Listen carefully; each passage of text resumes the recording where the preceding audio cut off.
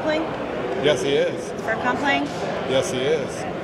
Tim playing? Yes, he is. I know, right? You want to go through all 16? Yep. Anybody not playing? I don't know if there's any restrictions. We're in Vegas. This is the end of the summer. The more bodies, the merrier.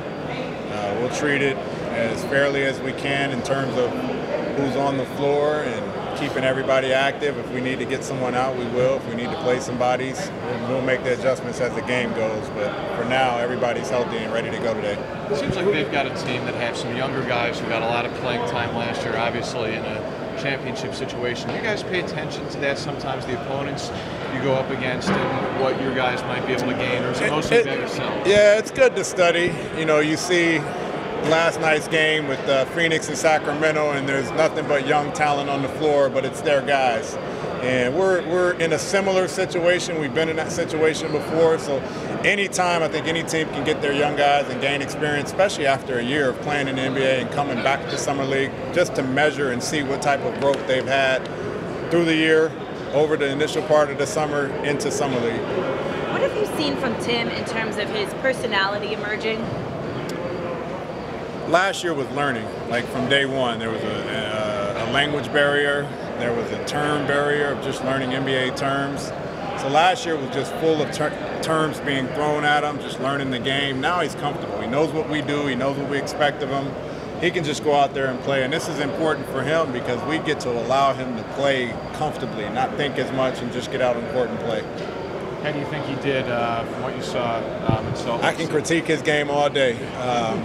Obviously, when he's making shots and getting to the rim, we love it. We're going to be overly evaluating his defensive effort. He's a guy that we're going to need to count on, guarding ones, guarding twos, and just taking a bigger role, similar to what Rob did, just taking a better role defensively with his athleticism, with his size, with his length. But I know you weren't there, but Isaiah Miles, what did he kind of show y'all when he was at the last game? I don't think there's a coach at any level, in any league, if a guy's making shots, you're going to fall in love with him. So his ability to come in and just stretch the floor, obviously that's a major area of importance for us. Anyone that can stretch the floor. We're looking down the line. Who's going to come in and give us three-point opportunities? J.J. Redick is a guy we signed. That's the importance of anyone that can make threes. So for him to jump into an NBA Summer League game and show that he can make threes, at the 4 spots particularly, is very, very vital for our growth.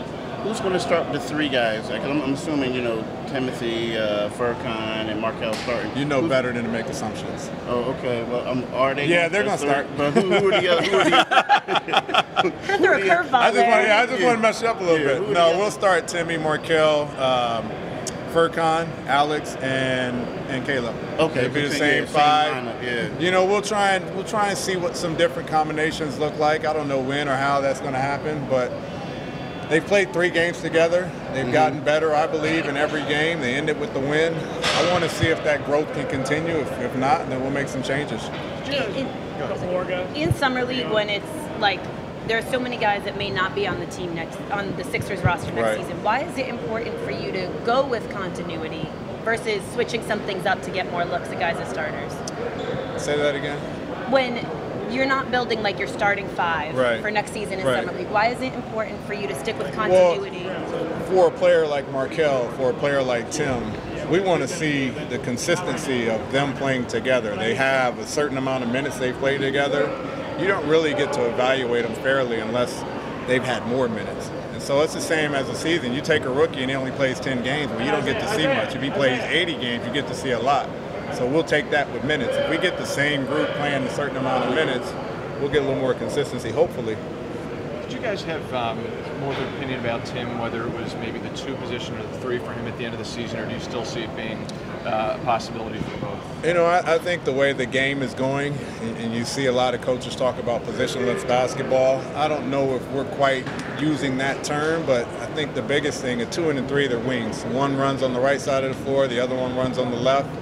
Our bigger wing will defend their bigger wing, and so I think Tim's size at 6'6", 6'7", allows him to guard down to the 1 and up to the 3. So not really pressing about position, just making sure he can guard versatile positions.